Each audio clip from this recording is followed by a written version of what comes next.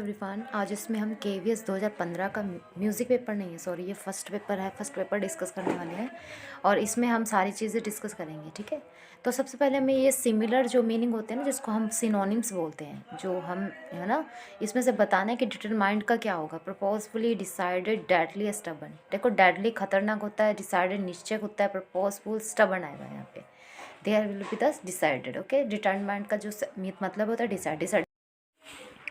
दूसरा क्वेश्चन आता है हमारा कॉन्ग्रीगेशन। इसके ऑप्शन है सेपरेशन, डिटैचमेंट, डिवीज़न या गैदरिंग। इसको आपको सिनोनिम्स बताना है इसका, यानी कि सिमिलर वर्ड क्या होना चाहिए इसके अकॉर्डिंग। पहला ऑप्शन है सेपरेशन, दूसरा है डिटैचमेंट, तीसरा है डिवीज़न, तो चौथा वर्ड है गैदरिंग। देखो, आप कई बार हम बोलते हैं ना, किसी को सेपरेट कर दो, इसको अलग कर दो। डिटैचमेंट मैंने भी अलग होता है, डिवीज़न मैंने भी अलग होता है। तो इसका सही ऑप्शन जो इसका जो सही ऑप्शन हम देखेंगे सेपरेशन, क्योंकि कॉन्ग्रीगेशन मतलब भी समझौता होता है और गैदरिंग मतलब इकट्ठा होना होता है, ठीक है। तो इसका सही ऑप्शन गैदरिंग आएगा। नेक्स्ट है कि फाइंड द एंटोनिम्स। इसमें से आपको एंटोनिम्स का मतलब क्या होता है, ए से एंटोनिम, ए से डिफरेंट, अलग, यानी कि उसका अपोजिट। इसका अपोजिट फाइंड आउट करना है। किसका अपोजिट फाइंड आउट करना है? एग्जास्परेट का। ऑप्शन ए है decrease, option B progress, option C worse, option D aggravate. देखो, वेरी सिंपल है ये।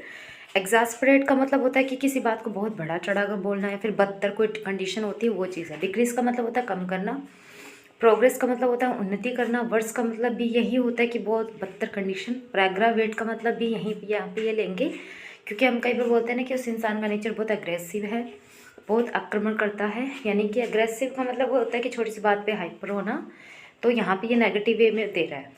और वर्स का मतलब भी यहाँ क्या होता है, बदतर कोई कंडीशन, बदतर हो जाना, दैट इज़। प्रोग्रेस मतलब ये होता है कि बढ़ना, उन्नति होना। यहाँ पे आप इसको इस तरीके से मत लिए कि एग्जास्परेट का मतलब होता है कि आप मतलब बहुत बढ़ा चढ़ा कर जो कर रहे हो और फिर आप प्रोग्रेस को लिख रहे हो, है ना। तो प्रोग्रेस, एग्जास्परेट का मतलब होता है कि कोई चीज़ बहुत बढ़ जाती है, बहुत बढ़ा चढ़ा कर बोलना या फिर कुछ करना। और प्रोग्रेस का मतलब भी क्या होता है कि हम जब उन्नति करते हैं तो इट्स मीन हम बढ़ते हैं आगे। तो इसको आप इस वे में मत लीजिए कि एग्जास्परेट का मतलब होता है कि अग्रेसिव नेचर है या कुछ ऐसा नहीं करना हमें। यहाँ पे आप एक चीज़ देखिए, एग्जास्परेट का मतलब बढ़ा चढ़ा कर होता है, प्रोग्रेस मतलब भी उन्नति करना होता है, यानी कि किसी चीज़ में हम आगे बढ़ रहे हैं। वर्स का मतलब भी क्या होता है कि कोई कंडीशन जो है वो बहुत वर्स है, यानी कि बदतर है। ये यानी कि जैसी हमारी कंडीशन है उससे हमारी बहुत ज़्यादा ख़राब है, बहुत ज़्यादा बढ़ गई है, मतलब कोई कंडीशन बहुत बदतर। एग्रावेट का मतलब भी यहाँ पे ये कि यही होगा कि बढ़ा चढ़ा कर। तो इसका जो सही सिनोनिम्स अगर हम देखें, एंटोनिम्स क्या होना चाहिए आपके अकॉर्डिंग? डिक्रीज। डिक्रीज का मतलब क्या होता है? कम। क्योंकि अगर यहाँ ऑप्शन में ए इंक्रीज भी होता तो ये गलत हो जाता, क्योंकि इंक्रीज का मतलब होता है बढ़ना और डिक्रीज का मतलब क्या होता है? कम होना।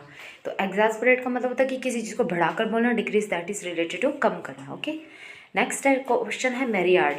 मैरियार्ड का मतलब होता है कि बहुत संख्या में, अनगिनत, जिसको हम बोल सकते हैं। This word we can connect with the stars. Okay, कि स्टार्स जो होते हैं वो अनगिनत तारे होते हैं, हम बोलते हैं ना ऐसा। मैरियार्ड का मतलब क्या होता है कि अनगिनत, जिसकी कोई गिनती नहीं है।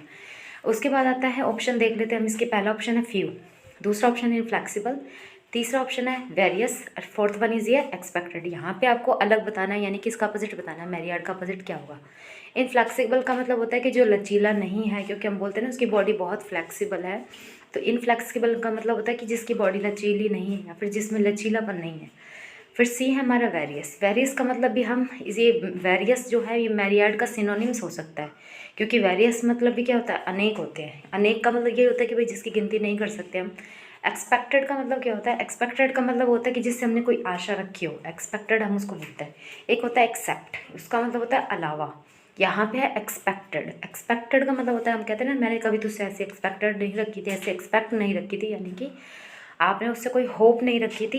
तो इसमें जो हमारा ऑप्शन बचता है वो बचता है फ्यू। देखो, ए फ्यू होता है, ए फ्यू का मतलब होता है कम। यहाँ पर ना ए फ्यू है, या ऑप्शन ए लिखा है मैंने, ए फ्यू नहीं है, फ्यू है।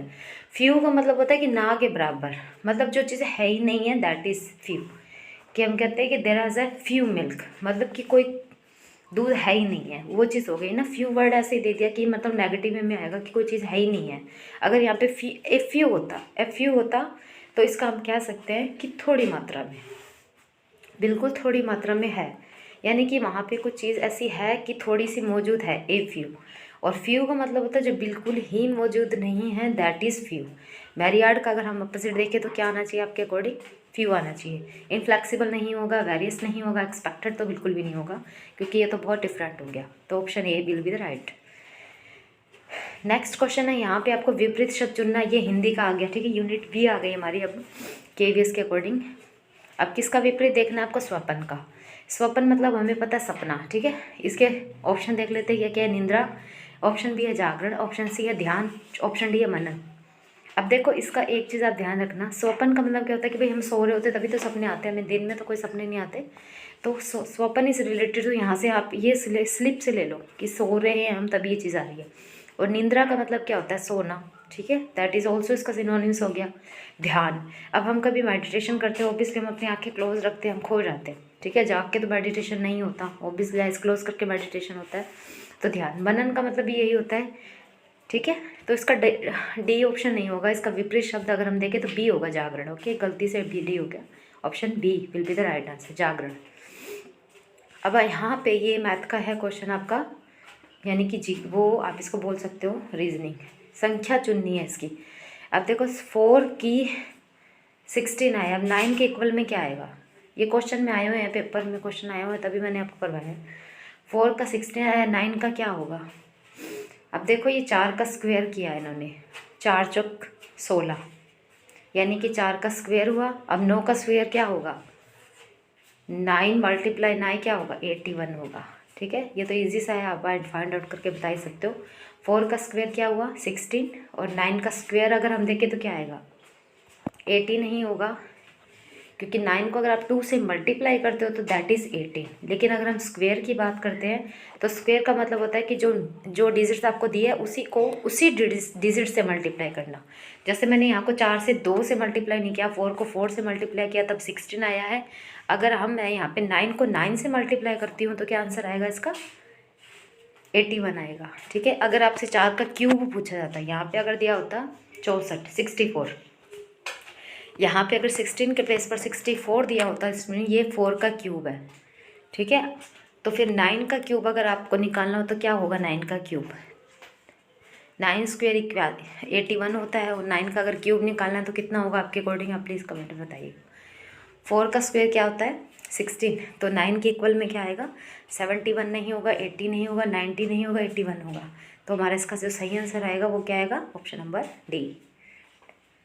Option number D will be the right answer. आपको क्यूब और इसकी स्क्वायर पता होना चाहिए, फिर आपका दिमाग माइंड में चलेगा कि हाँ भी ये इसका स्क्वायर है, ये इसका क्यूब है, तो आप इसको आइडिया लगा सकते हो। नेक्स्ट क्वेश्चन है यहाँ पे। अब देखो 401 और 17 और 121 के आगे क्या आएगा ये आपको बताना है। 12 आएगा, 721 आएगा, 11 आएगा या 19 आएगा। अब ये 401 के बाद 17 आ गया, ठीक है। अब 121 के बाद क्या आएगा? अब ये क्या है? स्क्वायर हो रहा है, मल्टीप्लाई हो रहा है, माइनस हो रहा है, डिवाइड हो रहा है, ये आप चेक करके बता सकते हो। देखो सिंपल सी बात है, ये 17 का स्क्वायर है। 17 का स्क्वायर अगर आप करोगे तो 401 आएगा, ठीक है। और 11 का करोगे तो 11 का अगर करते हैं तो 121 आएगा, ठीक है। तो इसका सही आंसर क्या आएगा? Option number C. Thank you so much. अगर आपको ये वीडियो अच्छी लगी सब please like share and subscribe. Thank you so much.